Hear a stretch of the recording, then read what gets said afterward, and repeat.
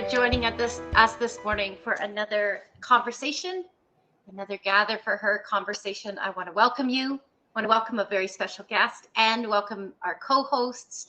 I'll just quickly let you know that I'm Charlene Sinjenko, the founder of Powerhouse, and I'm so pleased to be hosting this conversation from the traditional, ancestral, and unceded territory of the Squamish First Nations on the beautiful Sunshine Coast. And I would like to pass it to my co-host, Tina Overbury. Good morning. Good morning. So grateful to be here with you. I am here from Naquilaquam, also known as Bowen Island on the beautiful Coast Salish Sea, home to the Coast Salish people, Squamish people. And I am a story holder in the house, and I am a voice and the mama of the leader path. And I am grateful to be here and learning from all of you. And I will pass to my sister, Sharon. Good morning, everyone. Thank you, Tina. I am really excited to be here today. My name is Sharon Marshall, and I am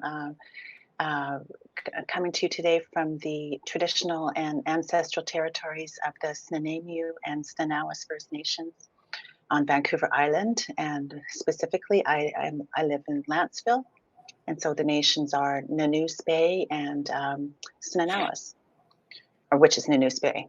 And yeah, so I am in the house bringing an Indigenous lens to the conversation, and it's just super excited to be here. And off to you, Christina. Thank you, Sharon.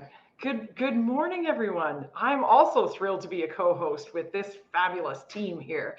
And my name is Christina Benty. I am joining you from the traditional territory of the Ktunaxa and the Shuswap peoples and the Columbia River Métis, and also our areas known as Golden BC in the Rocky Mountains. So I'm so pleased to be here. Tina talked about herself being she's a story tracker and the story keeper and the holder, and I'm the story dismantler.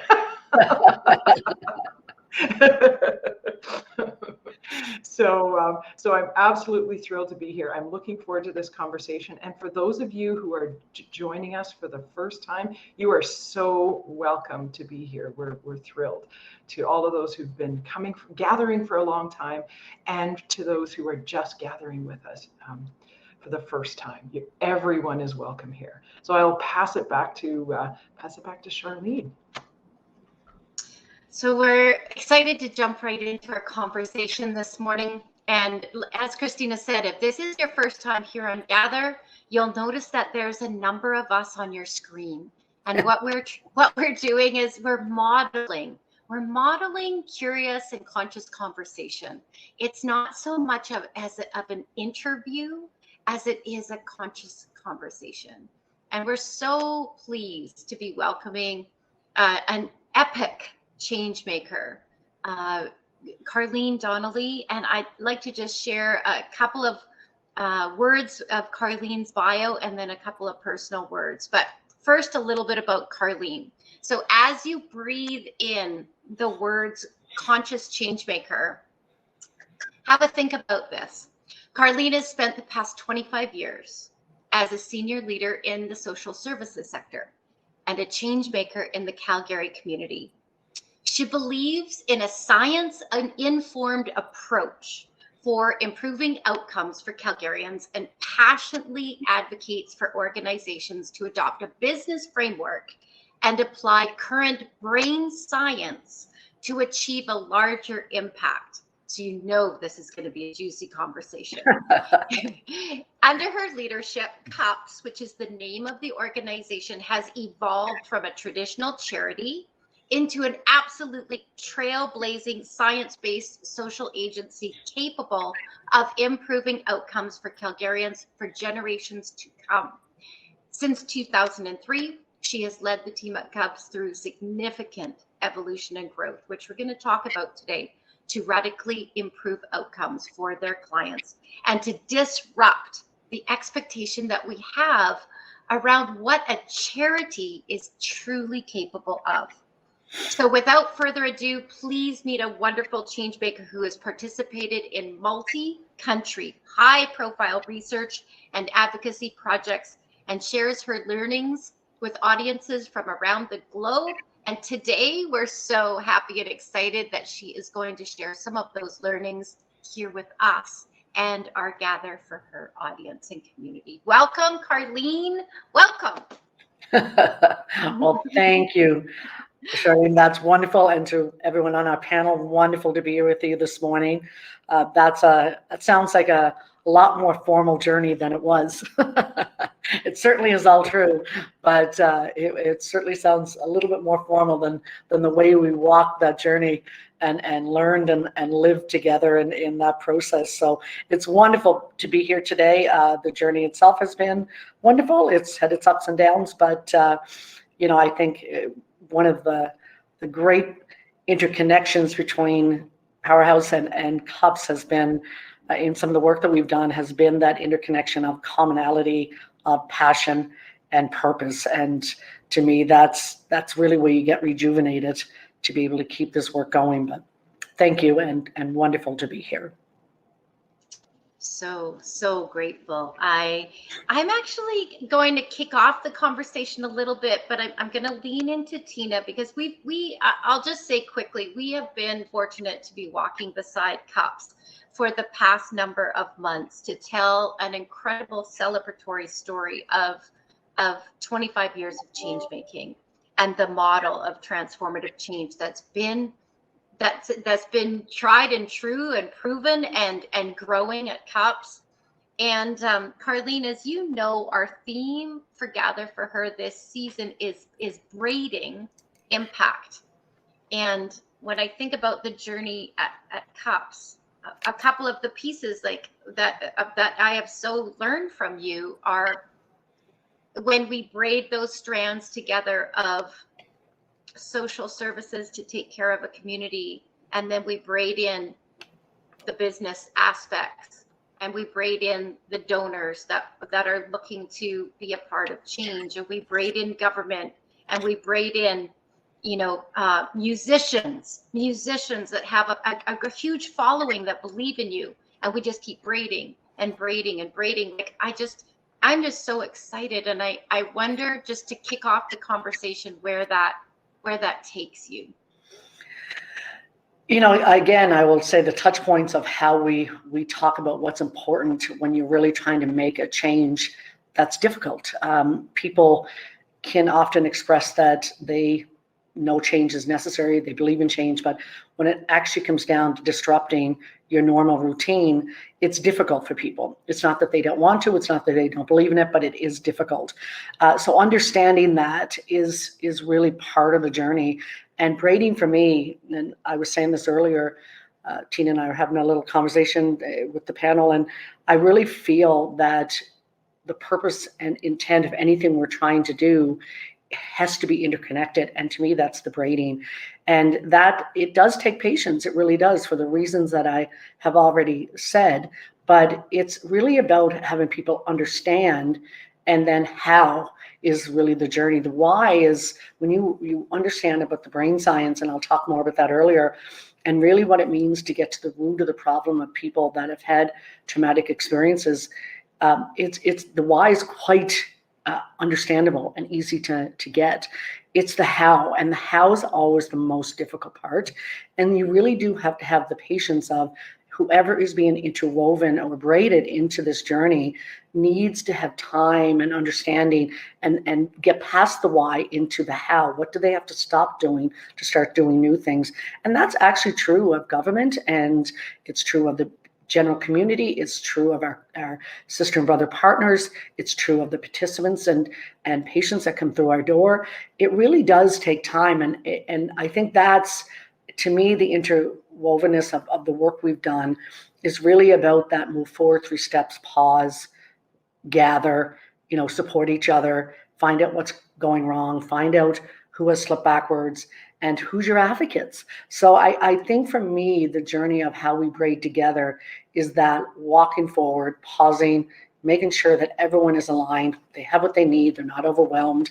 Often when you're looking at anything that's changing, it's that intersection between what do I stop doing to make more time to do what's new. And that's really difficult to figure out in many, many ways. And I would say with each different component, whether it was government, the business community, the general community, our participants, our staff, that journey of when did you stop and what do you need to help them in the support to really regain strength and move forward was different. One of the first questions I've always asked government ministries or government entities is, before I ever ask you for new money, I'll ask you what we can do to redirect current money that doesn't show impact.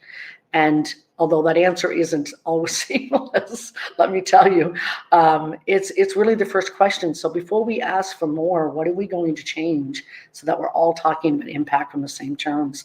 And there's a lot of, I will absolutely say there's a lot of dollars that do flow that doesn't necessarily have the impact that we're all looking for.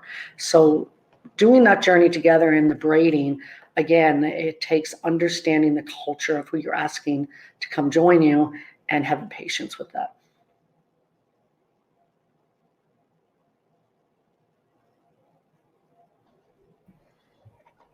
Okay, I'm actually going to pass to Christina because I know Char's like, Tina's all over this. Like, oh, no. This is going over to my sister, my dismantling sister over here. Because so the question in my brain, Christina, I don't know if this lands for you, but I was like, oh, directing the money to the impact. I was like, whoa, don't know if that's what lit up for you, but I'm tossing to you, dismantler. Well, there's actually so many things that I kind of want to dive into, but I was actually going to ask, would you tell us a story? And normally I'm talking, but I'm actually want to pass the ball back and tell us a story about braiding. So I'll tell you two stories. One is relatively current and one has been considered, but probably 6-7 years ago, but it was both of these are big impacts. So I've been saying this a long time. And, challenges within each one of these entities, are real. They definitely are. A lot of government ministries and obviously government placements are terms. So and they have very finite money and have to be accountable to that money. So this isn't easy changes to make. But I remember we were working with Children's Services, and we have had a long-standing relationship with a powerhouse, absolutely, in Calgary and Alberta, throughout Alberta, called the Palix Foundation, formerly known as the Norlean Foundation. And the Palix Foundation is led by Nancy Mannix, and she is most definitely a powerhouse. And she's really been the umbrella for us for really getting engaged and understanding brain science and how brains develop and what behaviors and actions as they turn into youth and adults look like. And they look like a lot of things that frustrate our society, like addictions and mental health, poor social relationships, inability to be able to really kind of see tasks through and accomplish goals and stay focused and hold jobs. But when we really dove down to where that came from, that to me was the aha moment at CUPS of why we saw so many of our families and individuals do well in our programming and other programming in the community and become what we thought was doing well on their own, only to end up many of them back. And it was really that cycle that I remember thinking decades ago, literally 15 to 20 years ago, we got to do better by this. This really is not changing anything just to give them stuff. And now they need stuff. They definitely need basic needs and supports, but there had to be more. And I will say, I work with the Palix Foundation that led us to the Center of the Development Child and Harvard University. That was the aha moment for me. And I remember talking about this everywhere I went. This is really about getting to the root of the problem. What happened to those children that had poor brain development, and what do we need to do about it? And how do we then connect that to the adult youth and adult behaviors? And more importantly, what can we do about it? So we started learning all about that. And of course, that led to the adverse childhood experiences, which is a very quick quiz that you can do just to get a very simple parameter of how impacted adults were in their childhood. So all that worked together, we started talking at every interaction we had with government and the business community and the community in general, started educating her, pulling it into our programming at CUPS, so the clients and the patients were getting this information and our staff were being trained in this information. And for me, that resulted in not literally just from our work, in fact, I'd say more significantly from Palix's work, but as the community started saying the same thing, I remember there was a change in children's services. And I remember saying to children's services, which I currently do still today, we could do so much more work at the community level, at the nonprofit and community services level in preventing the families from being flagged, and definitely doing a big indent in any type of apprehension or foster care, which is a cost savings. This is a massive cost savings. And they're so overwhelmed, and they're so, they really are so overwhelmed. And there was definitely an interest, but I remember really seeing the action of working with them, and they worked alongside of us. It's a tough ministry, as most are, to really see change in, but there started to be more community continuity in that and their involvement in those discussions. And I remember reading in one of their RFPs that come out, request for proposals, that part of the criteria was that their staff, if they were going to be awarded, the staff of the entity had to be invested in brain science and had to be trained in trauma and how we could mitigate that. And it was more formally said than that, but it was a big aha. It was a big identification, a public identification of the braiding from the Palix Foundation, the community, and the government ministry, that it was really a aha and a eureka moment in so many ways, because it was really then saying, this is important to us. It's hard and slow, change is hard and slow, but this is very important for us, for people to get the root causes, and we're going to keep churning. How can we get there before that we're just reacting to behaviors in adults that really, in some cases, needed that support much earlier to be able to be the best parents they could be. So that was an amazing moment, and we still have a very good relationship with Children's Services, and we still have work to do for sure. But that was a big and significant moment. And I remember, quite frankly, me and the president of Palix Foundation then, Michelle Gagnon, celebrating. Like, we were just quite happy with that. Currently, I would say a braiding, and this is continued at the community level. And I personally believe very, very strongly, and I don't know if anyone follows people like Dan Palato's work or others like him, but the potential of nonprofits is so much greater, and community-led services is so much greater than I think was originally once maybe recognized. And it's getting more recognized, but we still have a lot more that we can show up and do. But one of the most recent programs is Rapid Care Counseling, and it's a very unique program in Calgary. It's a partnership between CFS and CUPS, and they're another local counseling center in Calgary. Very, very, very strong entity, great leadership, and it's supported by the Calgary Homeless Foundation, again, a great community partner and funder of us. And we put together this program, and it provides barrier-free mental health services and access to those that are homeless. So really unique in that way.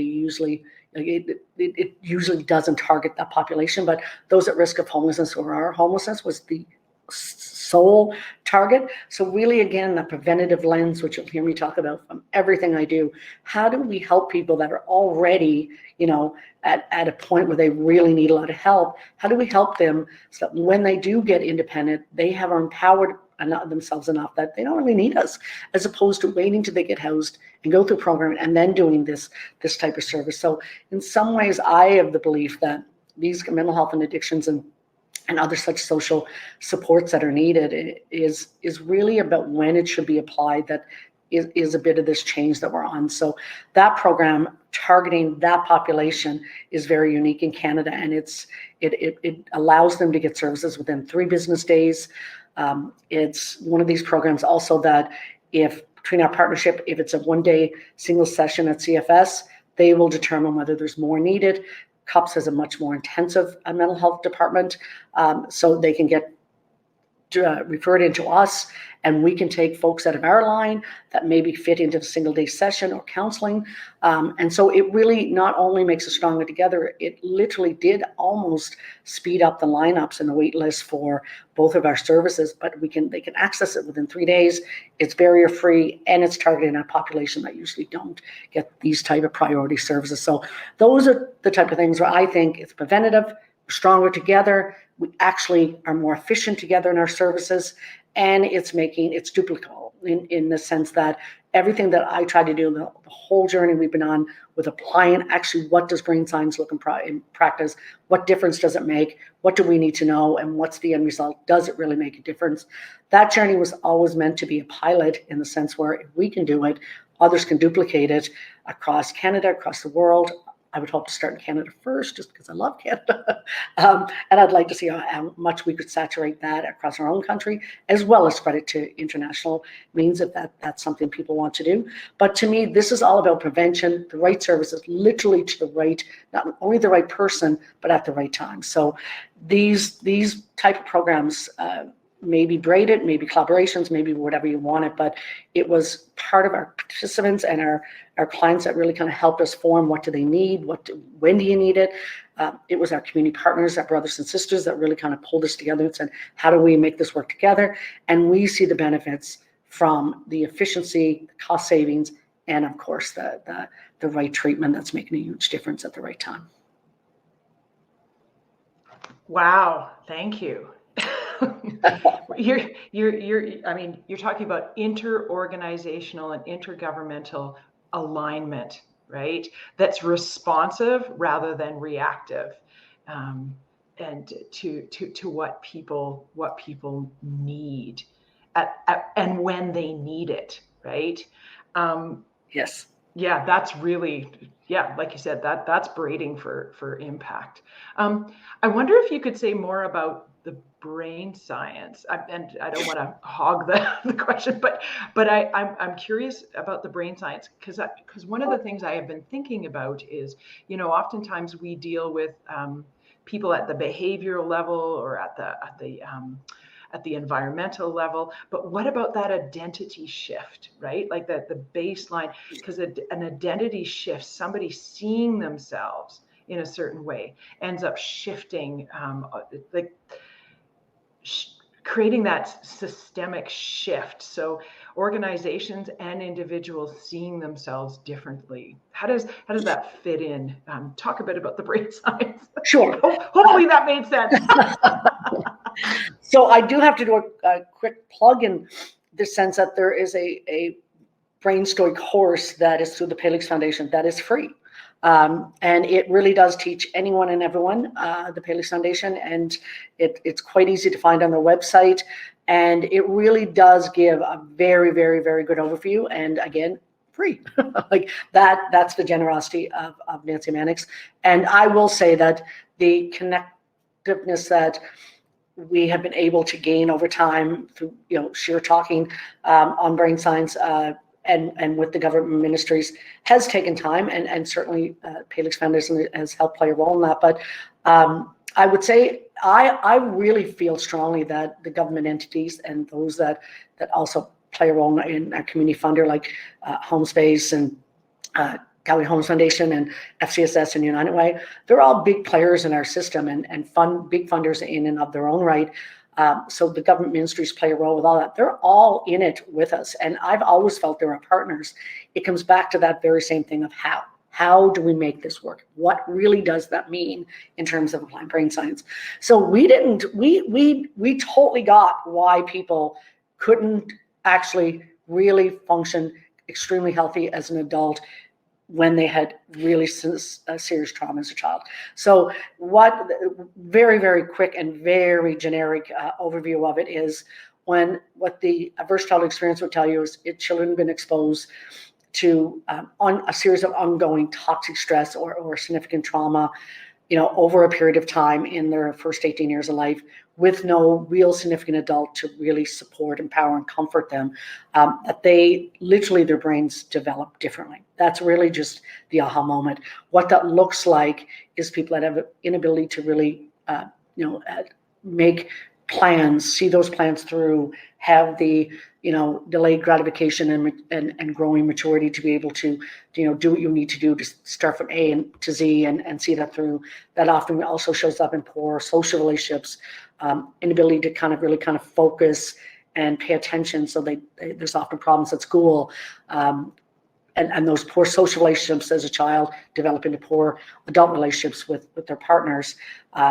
They often, have addictions, mental health, and inability to hold a job. So that's a scientific fact. This isn't about someone who just didn't want to pay attention in school, that didn't want to really kind of achieve well or do well with their relationships or be a good parent. And so it's that almost misnomer in this society where people, particularly years ago, but we still see some of it where people go, well, why can't they just get together and do the right thing? And so what the science says now is actually their brains are wired not to be able to do that. But the good news is that brains can change. Earlier, the better, which is our case with Children's Services and with other ministries, and humanely, earlier the better. Of course, this is not easy for the person going through that kind of life going, why am I, not able to do what I need to do? It's the worst for them at the end of the day. So what we do in our program, what we want to do over this journey is, first and foremost, educate our staff. Does this make sense to you? Does this explain why we keep seeing that revolving door for a lot of our individuals and family? And that's painful to watch and very painful for them. And we also then start incorporating it into our programs. And we have a program that's quite intensive called Nurturing Parent, and it's meant for more high acuity families. And it is quite lengthy. It can take up to 2 years to do, but it does everything from look at how brains develop. What does that look like as an adult? How does that affect your parenting? How are the two primary relationships in the house? Which I know that sounds funny to say, but until not that long ago, most parenting programs really dealt with the primary parent, which was often, most cases, the mom. Never really looked at the relationship between the two adults, which affects children. Of course, that's one of the biggest things kids will talk about when they become adults is how much their parents fought or how much adults in the home fought. So that was primary. So it really takes a deep dive into what happened to you as a child. How does that translate to how you are as a parent and what you can do about it? And I will tell you, to this day, and we've been doing this for years now, to this day, we will see people in that Nurturing Parent, the moms and the dads, and we have also a dad's program, and which is in that as well. We will literally see them break down. Like it was an aha moment for me, but it's really a non-aha moment for them in the sense where, and I remember this one woman saying to me, I always thought, honestly, I was just a screw up. And she said, that explains it to me. And it's the first time I've actually found some level of forgiveness for myself. And if that's not powerful, what, like that, to me, that's the intent, like to give people that self-esteem back, that, you know what, it wasn't just you not being able to hold it together. There is a scientific reason that was predictable. Your trajectory was predictable.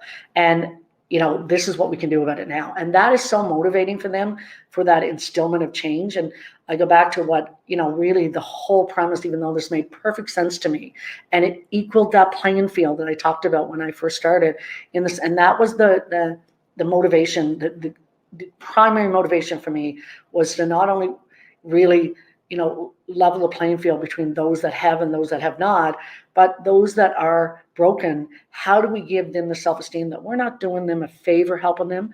We're fixing what they were really misfortunate to be born into such a complicated home that their mom and dad were probably born into, that their mom and dad. So it was that cyclical of how do we break this tragedy of events that really isn't fair, because it isn't about us helping you. It's about you empowering to be equal and then give back as well. So seeing that happen, where it was really empowering people to understand what happened to them, that they could change what the future looked like and break that cycle for their kids.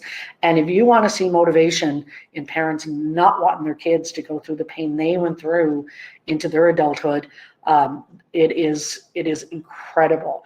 And I'll say the example for that, we had a switch, which we did, and I'm so proud of our staff and CUPS.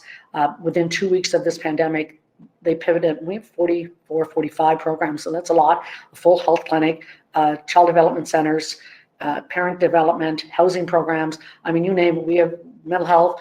Be able to pivot those level of sophisticated entities is challenging. And if you would ask me 5 years ago, if you do your child development online and the parenting, would your family show up? I would have probably would have said about 50%.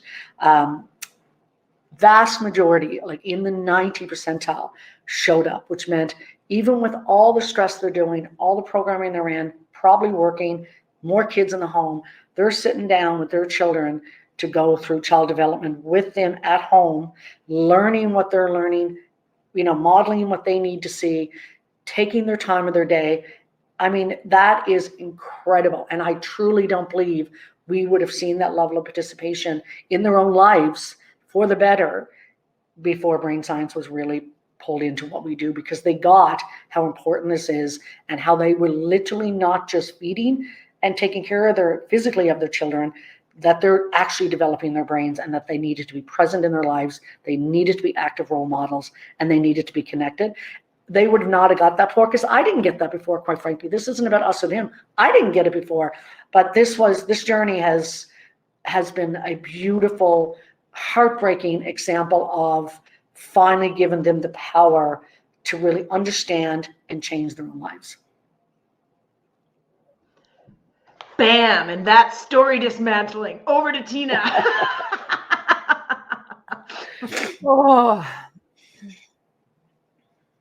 if I'm going to distill it into just one actionable change-making piece, it's the getting under the why to the how, and the simplicity of the how. The offering here is the brain.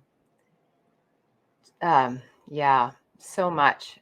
So thank you for all of that. That gets us into action as when we leave this conversation. Where I want to bring us to, because lots of us who tune in together for her self-identify as change makers, impactors. And you said some things in the beginning. I wrote it down. It's like you had a little system on how to keep going and how to move through change. And you talked about patience and the pause. And you said pause, gather. Like I wrote them down like steps. It's like pause, gather, support each other, find out what's going on, address what the needs are in that going on, do those needs, go, and then repeat, pause, gather. So I want to thank you for that. And they're the key words in there for me is find out what's going on and address what the needs are. There's something about that.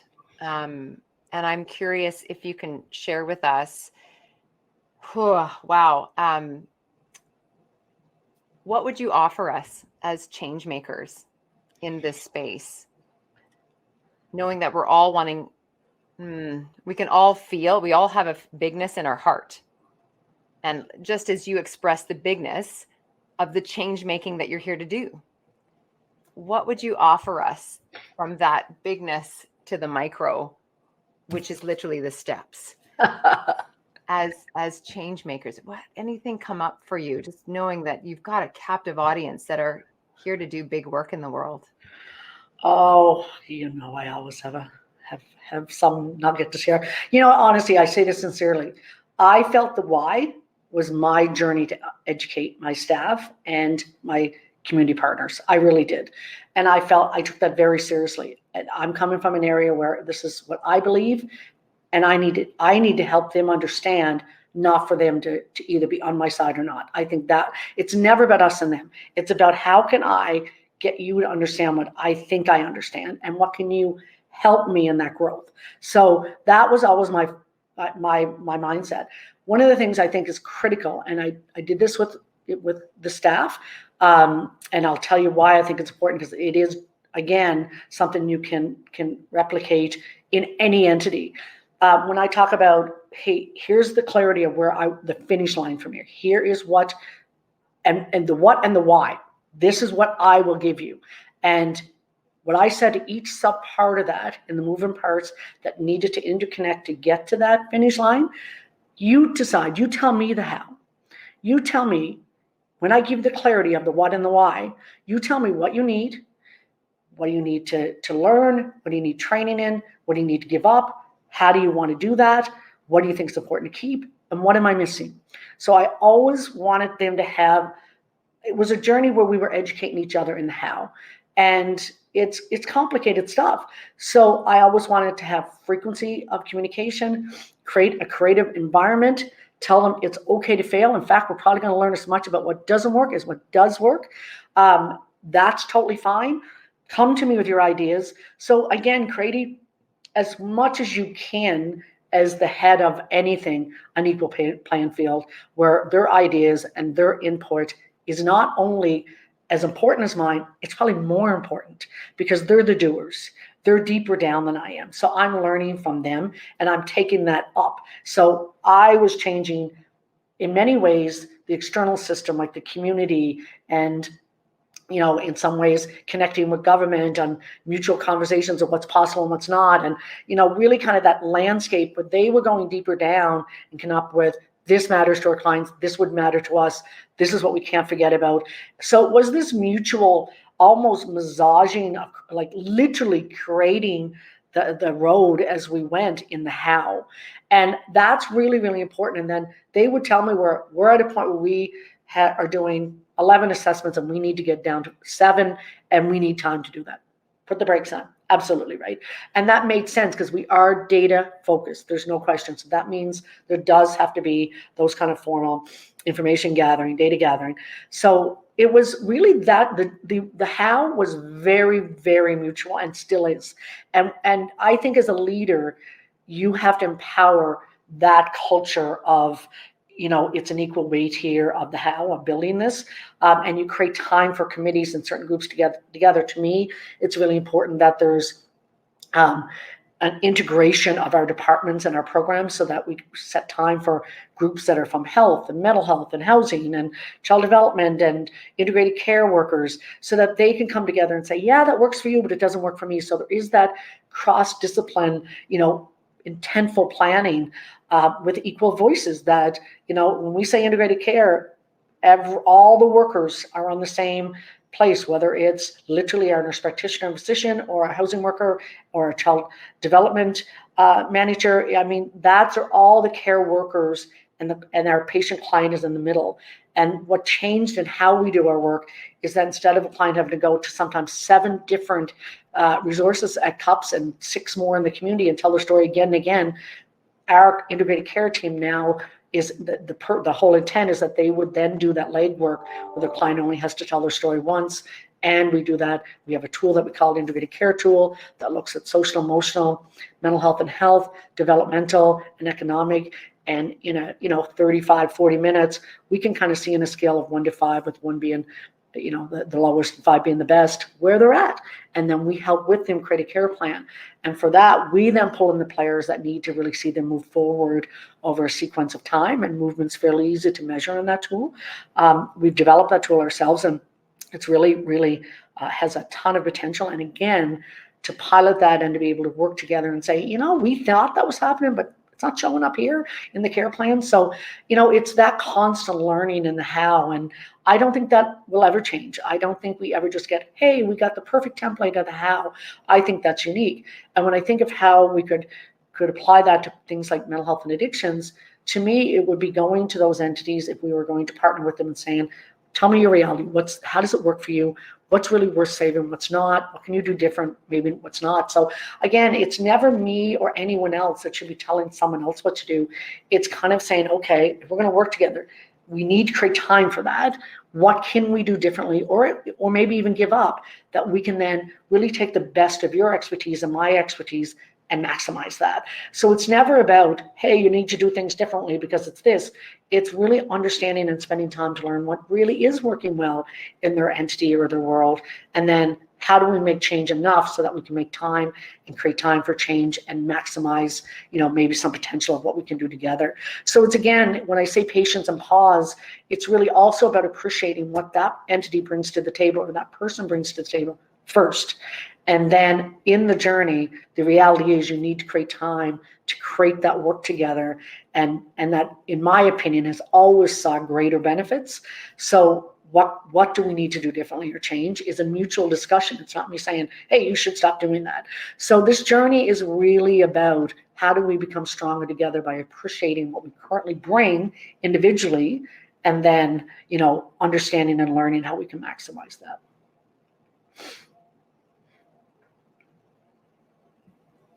Sharon. Can I jump in for a sec? Thank you. I'm really just blown away, Karlene. First off, the brain science, you had me at brain science, and it's just like you're solving like at the root instead of just a Band-Aid solution. And we need your kind of, we need you in BC. We need you in BC. We do, and like just the way that you work with creating time to create the work together, the pause and the patience, that is an Indigenous way of doing business, and so that plus the braiding, I'm really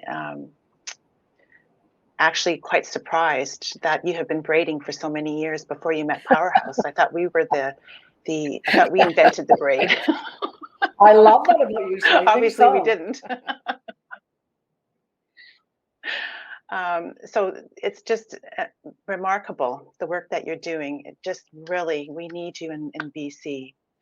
I'm curious about your Indigenous clients, and just given that many have experienced are dealing with intergenerational trauma, and you talked about having data, and so do you have any data on that you can share with us on how I don't know what I'm really asking, Sure. just Indigenous, your Indigenous clients, and how they are being supported. Again, we really, and I'm not saying this in a pat in the back way at all, honestly, because I just think, quite frankly, I think a lot of the Indigenous culture just makes common sense. Truly, it does. It's really about that grassroots level of thinking and togetherness and appreciation. We are really led by the clients that come through our door in many ways, and our patients, and we do a lot of work to circle back and tell and hear what's working for them and what's not. We have about 1/3. We see just approximately around 10,000 patients and clients a year, and in that, about 1/3 is Indigenous, where it's a little bit higher, actually a little bit, quite significantly higher, in over 40%, usually around 45%, is our prenatal program, which is perfect, absolutely perfect. So we have a prenatal and OBGYN, and then we have a women's health unit to our primary care unit, mental health, and then we have a team of specialists, including cardiac, infectious disease, rheumatology. So we have a whole host of things happening. We have OAT, the opioids treatment, and methadone. So we really do recognize that we have to meet anyone on the continuum of care where they're at. We always, just to really clarify, because we get often misunderstood in the sense that sometimes we're maybe enabling addiction. And no, in our very personal and professional opinion, nobody's happy addicted. And I would take that again back many instances to that what traumatic events happened in your home, that's how you're coping and self-medicating. So we have very honest discussions with our populations around that. And one of the primary things, even after we do our integrated care assessment, which we share with our participants, I would say that it resonates in many cases equal, and in some cases more, with the Indigenous, because they just simply get that root of things. And when we share, if I could show you, and I apologize, I'm happy to share this with you, but when you think about, serious questions under social emotional, do you have friends? Do you have a group of networks? Do you have natural supports if you don't have family supports? These kind of questions, and then when you look at legal and justice, and then you look at mental health, and is there addictions? Is there mental health? Do you see a doctor? Do you have access to care? And then you look at economic and then developmental. And when you see that come out, and you look at particularly the 1s and 2s areas under those series of questions, and you talk then about brain science and what happened to them as children, and how that really kind of the trajectory really was predictable, that addictions and mental health and poor social relationships and poor economics, I mean, is resulting. That really resonates with a lot of our Indigenous folks and with most of our folks, to be honest. But it's a series of questions that then we'll often ask: are you happy? Is your life serving you the way you were fundamentally taught to believe you'd be happy, or that you actually have learned in your development to understand? And that often, to me, when I have conversations with people, that's kind of one of those breakdown moments where they'll often become very, very emotional. And my next question to a lot of people is, tell me what happiness looks like to you. What would you, instead of me saying that I have a definition of what makes you happy, tell me what happiness would look like. And these kind of conversations are really powerful. And I would say the work that we need to do on diversity and inclusion continues. There's no question. I think that's something we're always keeping our pulse. And in that rate, we've created a series of committees. We have a trauma-informed committee internally, and it's all led by staff. We rotate the chairs from various departments. We have a social justice committee that, again, we do the same. It's led by staff. I don't sit in either of these committees, just to be clear. They feed up to me, but to be honest, they lead it. They create their guiding principles and everything else. I get informed about it. I truly, honestly, rarely have any interjections into what they're doing or not doing.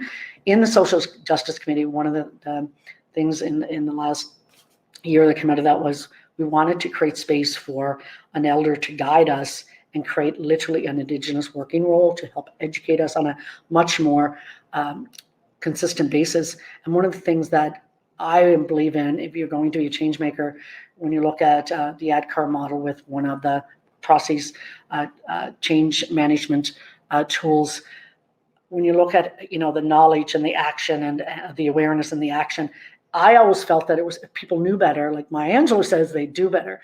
Where I missed in the first probably handful of years when we started this work was actually it's the repetition that really cements change. Yes, you need all those steps, awareness, and knowledge, action, and but really it's that constant repetition that really prunes away old things you used to do, old behaviors, and makes that change. So when we looked at what we needed to have an Indigenous worker actually on-site paid, that's constantly, working to educate and create tools and connect us to community and have an elder, which is Randy Bottle, for us in Calgary, and then be connected to the university with the Indigenous work they're doing there. It's again, that saturation of, we're not just siloed doing, yay, great work. It's really changing how we think and do on site, which is then going to change what we do with our partners, which is then going to have ripple effects on the community. So to us, that's the work that we're committed to doing with the Indigenous. And we have a lot to learn, and we're going to, quite frankly, sit down and shut up and learn. Wow. Incredible. Thank you so much, Karlene. Just incredible work.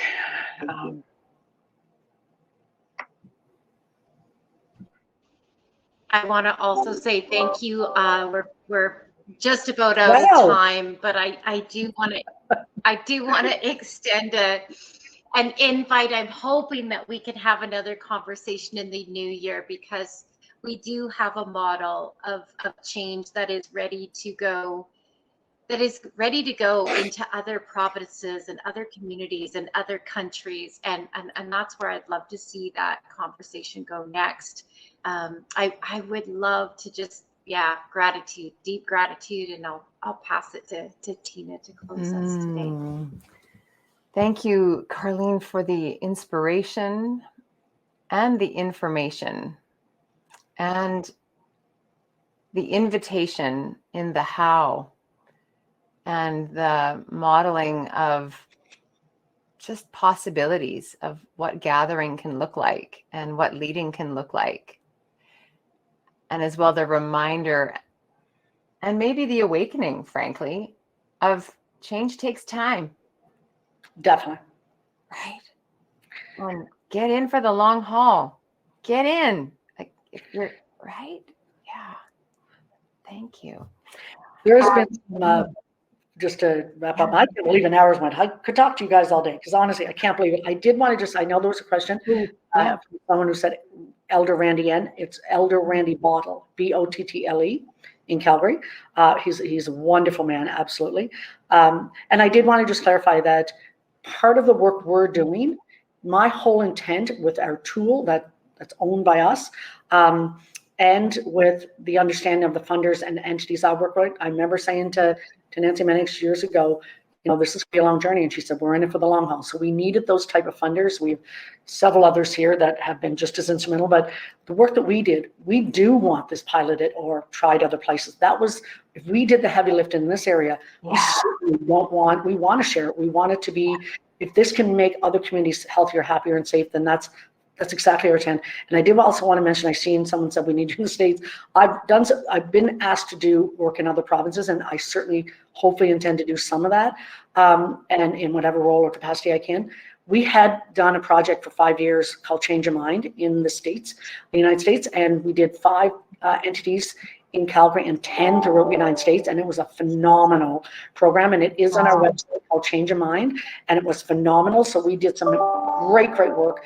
The Lines for Strong Families and Children were the entity we work with. Jennifer Jones ran that. So at the end of the day, we've done great work internationally. We did some work with the UK. So this was meant to share throughout the world, absolutely, and we were happy to do that. So I just wanted to clarify that. Oh, that's gorgeous. And I know, so what happens, Karlene, next week when we unpack this conversation, Zoe's going to send the link to this, so for people who hadn't watched it, and we'll make sure that we put some of these active links in there about your work that wants to, like all the work that we've done at Powerhouse. Like we'll make sure that that link is there, and so that it can ripple out in the world, and so it gets shared to this community. So thank you everyone for being with us. And I am going to stay on and do a 20-minute leader path conversation. And those of us who are already on the leader path, I want you to know that a lot of these links, the TED talk and all of that stuff, I will be moving that into the leader path. So you have access right at your fingertips. And but for now, to close this circle, I want to thank the story of us, and the story of you, and the story that we are now in this place where we are all interconnected. Thank you for this story. I deeply value you all. I loved working with you, and that work will continue. So thank you so much for having me today. Thank you, Karlene. Thank you. Bye. Bye, everybody. Those of you who are still with me, just take a moment to acknowledge the closure of where we've been, with a breath, knowing that all that you are meant to take with you is going to stay with you, as well that this recording is always here in season 5 in Crowdcast. You can listen to it again, but whatever the nugget is, whatever the clue is in the mystery of this change making that you are in, you have what you need already. It is finding a way into you, and you can trust that. All right, take a nice releasing breath as we transition into a 20-minute conversation about the leader path for those of you who are still with me. What is the leader path? I'm going to screen share with you, and my screen goes a bit wonky in a minute. No worries, it goes a little bit funky, but here we go. So welcome to a conversation about the leader path. You heard me mention it a bit already. Here in Gather for Her, because what we do after Gather for Her is we pull some of these key pieces and we bring it into our online hub, our online workspace, where change makers are gathering together to support each other and to be the hands at each other's back as we do what Karlene was saying and walk the path of change together. It requires an entirely different skill set. It requires a community of like-minded people where we're all kind of speaking the same story, even if it's not in the same language. So the Leader Path is a community of practice here with Powerhouse. And Powerhouse is a house of Indigenous and non-Indigenous leaders for global impact. And media is the beat of our drum. We're here to support a change in narrative, because as we shift the narrative, we shift our knowing. And as we shift our knowing, meaning our cerebral knowing, not our inner knowing, as we shift closer to our inner knowing, we actually ripple out in the world and change becomes easy, if you might come down out into the skinny branches with me on that one. I don't think change is easy, but it's all the detailed part that are hard. It's not the being that is hard. It's the doing that is hard. And so we are a community practice for our cross-sector visionaries, change makers, social impactors, artists and activists, bridge builders, leaders of impact. We've had the word seekers be on this list. We've heard liminal leaders. I don't know how you self-identify as the change maker you are. And these are just labels that we have heard from you saying, I'm this, or I respond to this. But as a community of practice, this list is going to get bigger because we learn from each other, as Karlene said. So we're a community practice of all of that change inside of you. And so that's the word that we really zero in on. And so I've got two thoughts for you. If you're listening to this and going, okay, am I one of these people? Is this in me? I don't know. I think so. So there's kind of two states of being that I listen for when I'm with someone about whether or not this change-making thing grabs them. And the first thing is that you have a sense of contribution inside of you. And that sense of contribution has some, like it's got some urgency to it. Like you literally get up in the morning wanting to affect change, but from that place of contribution. Not the armchair warrior going, that should be different and that should be different. And like, no, that's not contributing. That's watching and speaking. Contribution is this, can you feel this energy out that wants impact? Can you feel that? Do you wake up like that? Do you go to bed like that? When your head hits the pillow, is that present with you in your body? The second thing I watch for rather, and listen for with people is that they've got the just statement. And the just statement is that if I could just, I just, and that just thing speaks to the energy of impact, that there is an authentic piece of you that just wants to, right? Can you see my body want to go out? That's what that is. So when I think of change making, I invite you to sit with those states of being. So what's a community of practice? Well, our community of practice is emergent and it's co-created and it's informed. There's lots of communities of practice out there that, have gathered together in their like-mindedness for a common purpose or a common vision. Ours, though, how it works in the practice, our practice is emergent. So if you think about what just happened in Gather for Her, we had a script.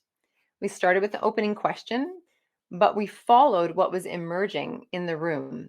And it wasn't like, at least I think, it wasn't like, oh, well, we'll go here. Oh, we're just on a little walk. It's like, no, we're like right on the tip of the next thing that is emerging. And we're saying, yes, I want that.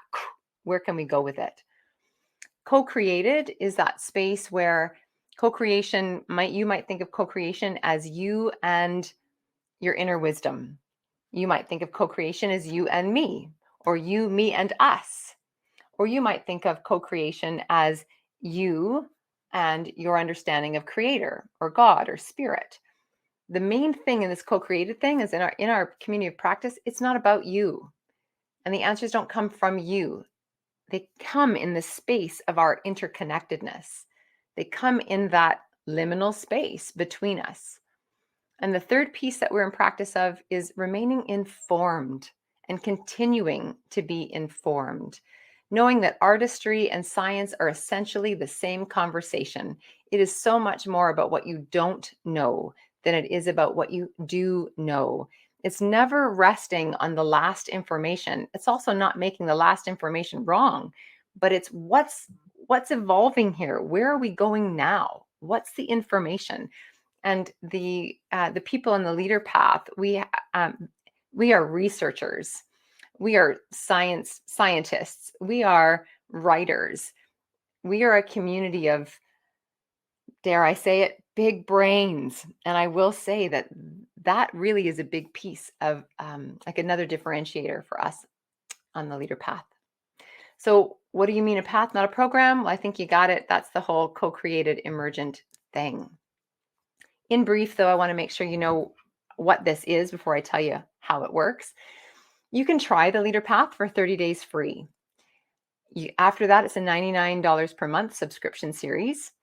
We're a community of practice that meets weekly with activation and support. You get to do it at your own pace, on your own timing and time zone. And we use HowSpace, the two pieces of technology we use, HowSpace and Zoom.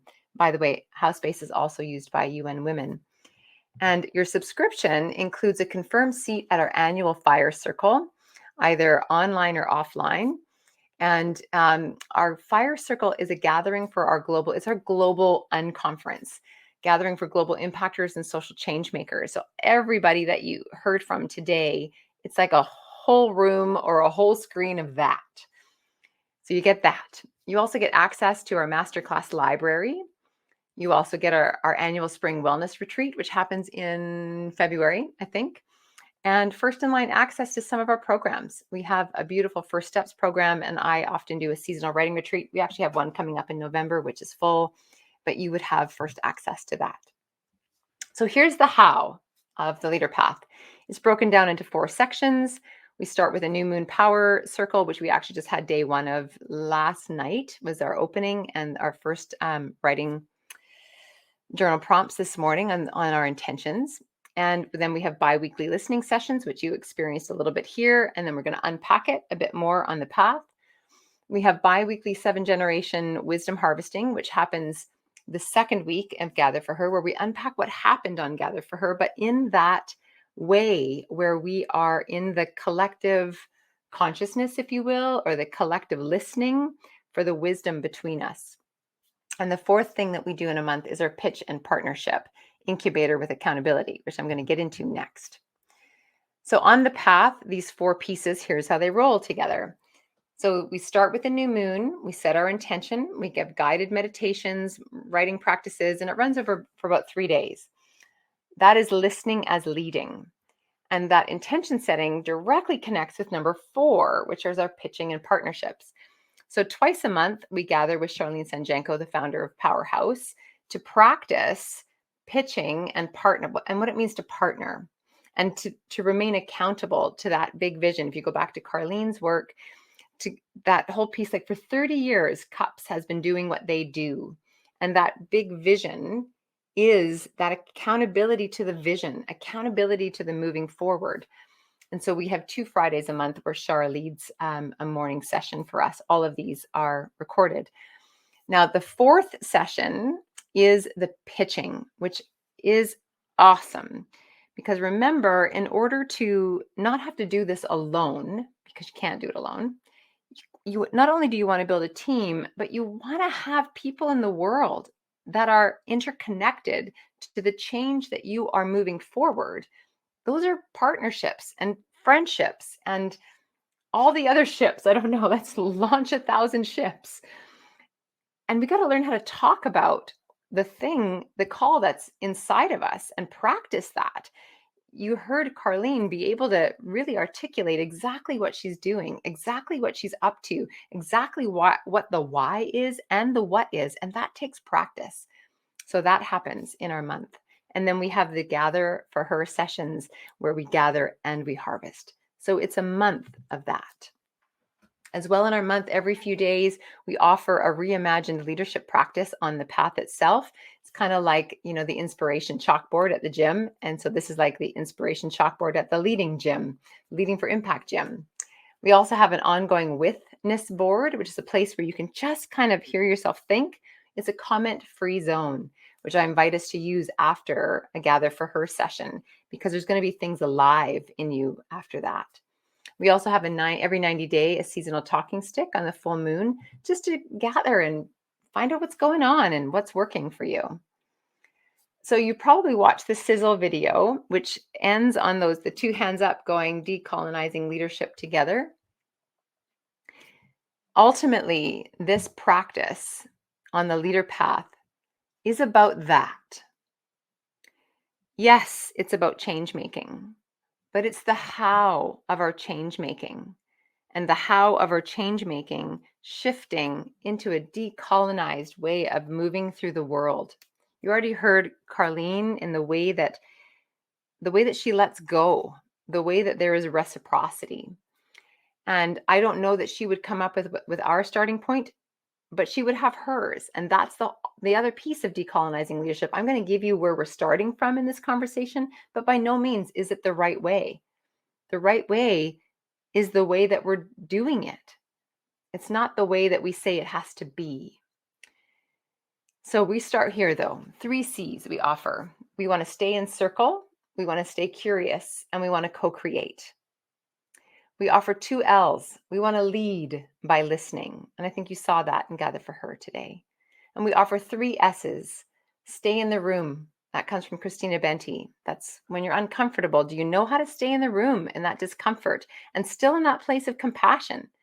Whether you're angry or frustrated or sad, can you stay in the room? And can you stay in the room when somebody else is in those places? 7 generational thinking. 7 generations forward, remembering 7 generations back and you in the middle, and service of all and not some. So the 4 pillars of the leader path, again, just part of you really sitting in is this where I want to be? You've heard a little bit about this already: deliberate weaving and co-creation, listening and storytelling, 7 generational thinking and decision making. And this last one isn't something I can really speak to because it's personal. And it's for you, though, to be in practice on the leader path of being a practice of wholeness. Is your whole self here? Is your whole self presented and offered? And are you whole with yourself? And are you working in the world in this whole way? I can't answer that for you, and I can't even answer the how for you, but it is a practice of that. And the last one is reconciliation in action. The practice here isn't so much about saying this is what reconciliation is, go do that, because that's colonial thinking. I can't speak to what reconciliation is, but we can be in practice of the person who is wronged gets to decide what reconciliation is. And we can be in practice of putting down our I know what to do, I know what to do, I know what to do, and be in practice of listening and responding to that need. FAQ, you might be thinking, okay, I think I want to give this a go. Cool. So your 30 days begins when you sign up. Just go to thepowerhouse.com. You'll see a little tab, Leader Path, right at the top right now. Click it. Join up. Join us. You'll get an invitation to House Space, which is the online place where we gather. Come on in. When do you get charged your $99? On the 31st day. And you can cancel your subscription at any time. Cancellations, just so you know how that works, cancellations affect the upcoming month and not the month you're in. So, if you paid for your first month, it's the 10th, and you want to cancel, awesome. The following month, you won't be charged for that. And all sessions are recorded except the wisdom circles, because those are clunky and that we want to have a space where we can explore, and we're not being recorded and we might feel freer to share. However, insights will be shared in our in-house space for us. And you can share this with your coaching clients, and there will be an affiliate link that comes out shortly. And what that's about is that we recognize that in this conversation of decolonizing leadership, that the leader path might be something that is foundational, that your work, whatever change-making work that you're up to in the world, can be supported by. And it won't get in the way of the impact of where you're going. It's meant to actually accelerate where you're going.